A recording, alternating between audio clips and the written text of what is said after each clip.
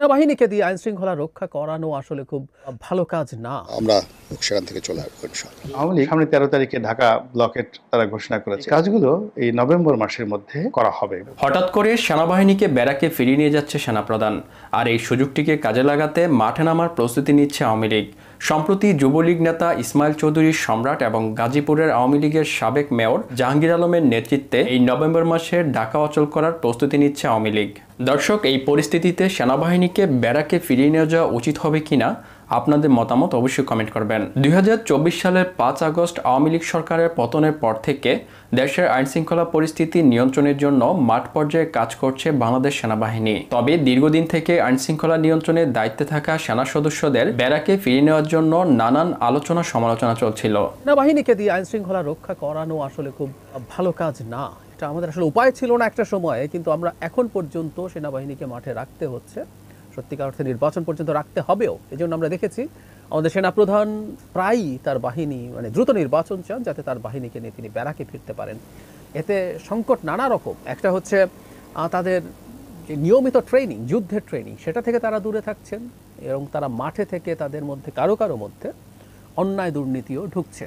এবার মাঠ পর্যায়ে আইনশৃঙ্খলা পরিস্থিতি নিয়ন্ত্রণের দায়িত্বে থাকা বাংলাদেশ সেনাবাহিনীর 50% সদস্যদের ব্যারাকে ফিরিয়ে নিয়ে যাচ্ছে সেনাপ্রধান এমন এক পরিস্থিতিতে এসে সেনা সদস্যদের ব্যারাকে ফিরিয়ে নিয়ে যাচ্ছেন যখন আওয়ামী লীগ ঢাকা অচল করার ভয়ঙ্কর সব পরিকল্পনা করছে। যেমন সামনে 13 তারিখে ঢাকা ব্লকেট তারা ঘোষণা করেছে। কাজগুলো এই নভেম্বর মাসের মধ্যে করা হবে এবং আওয়ামী লীগ ভারতের সাহায্য নিয়ে, সহযোগিতা নিয়ে, তাদের যারা লোকজন রয়েছে তাদেরকে দিয়ে পুরো নির্বাচন প্রক্রিয়াটাকে বানচাল করা, তারপরে অরাজকতা তৈরি করা, নির্বাচনে যারা প্রার্থী তাদের মধ্যে ভয় তৈরি করা, আতঙ্ক তৈরি করা, নির্বাচনের মাঠটিকে রীতিমতো ভয়াবহ করে তোলা, এবং প্রশাসনে তাদের যে সমস্ত লোকজন রয়েছে তাদের মধ্যে একটার পর একটা ঘাপলা তৈরি করা তাদের মাধ্যমে। এটা করে নির্বাচনটিকে যদি বানচাল করে দেওয়া যায়, সেক্ষেত্রে ডক্টর মোহাম্মদ ইউনূসের এখনো যতটুকু তার ক্ষমতা রয়েছে এটা বলতে গেলে শূন্যের কোঠায় নেমে আসবে যদি দেখা যায় যে তিনি নির্বাচন করতে পারছেন না।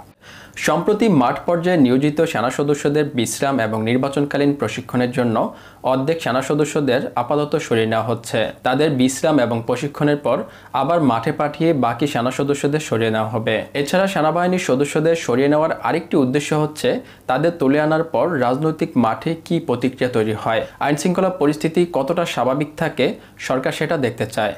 যদিও আগামী ত্রয়োদশ জাতীয় সংসদ নির্বাচনের সময় মাঠে সেনাবাহিনী মোতায়েন থাকবে।